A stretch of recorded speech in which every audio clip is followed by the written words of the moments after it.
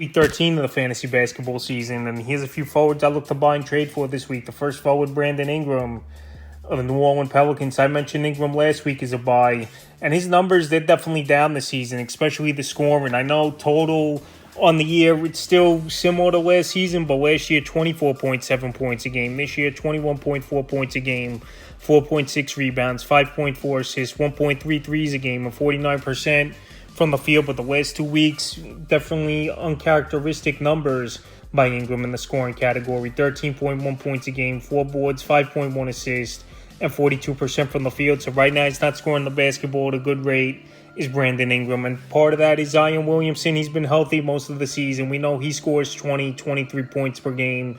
And CJ McCollum a full season now with this New Orleans Pelican team. So right now, while the scoring's down for Brandon Ingram and he's not putting up those 25, 30-point games, which he used to put up in his sleep, it's a perfect time to buy him low. January 10th at the Warriors, 13 points, 5 boards, an assist, a steal, a 3, 41% from the field. January 12th at Denver, 9 points, 4 boards, 6 assists, 36% from the field. And January 15th at Dallas, 12 points, 5 boards, 5 assists, a steal, 21% from the field. So the field goal percentage has dropped off.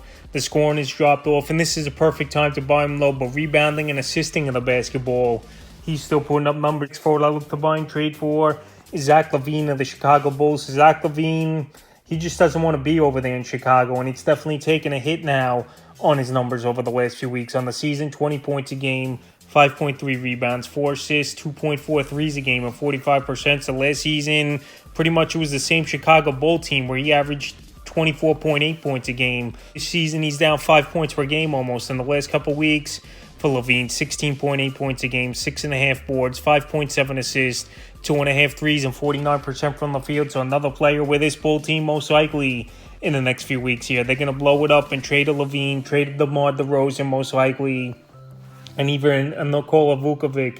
So the last few games for LaVine, January 12th versus the Warriors, 25 points, 8 rebounds, 7 assists, a block, 4 threes, 60% from the field. January 13th at the Spurs, 10 points, 6 boards, 7 assists, a steal, a 3, 37% from the field. And January 15th at the Cavs, 17 points, 4 boards, 4 assists, 3 threes, 50% from the field. So right now, like I said, the scoring's been down for LaVine. Just like Brandon Ingram, he's a guy that could score 25, 30 points in his sleep on most nights. But LaVine might not be 100%, still dealing with injury early from end of December to early January. But still, he don't want to be there over there in Chicago. He wants to go to the Lakers, even though rumors are swirling that might not happen, where the Lakers don't have enough to get LaVine in the deal. But either way, I think he's going to get traded at the trade deadline.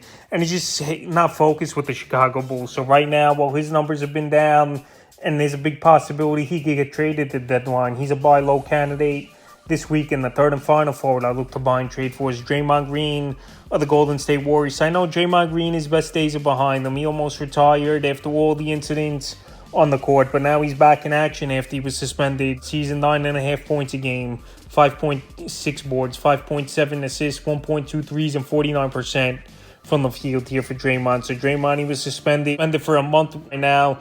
Green returned January 15th to Memphis, 7.7 boards, 4 assists, a steal, a 3, 50% from the field. So we know Green's still a good passer of the basketball.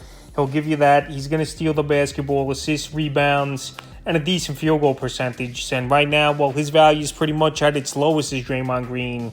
And you don't have to give up much to get him because a lot of people think he'll slip once again and he might be kicked out of the league after this, even though we'll see what happens with Draymond. I'm not saying he's a great fantasy player, but as a guy at the end of your bench or 12th, 13th guy, I think he got fantasy owners in a few categories at this point of his career. And if you don't have to give up much to get him, and if he's motivated now to prove people wrong, that he stays out of trouble on the court, maybe he could put up numbers and be decent for owners. That's a few forwards I look to buy and trade for Week 13 of the fantasy basketball season.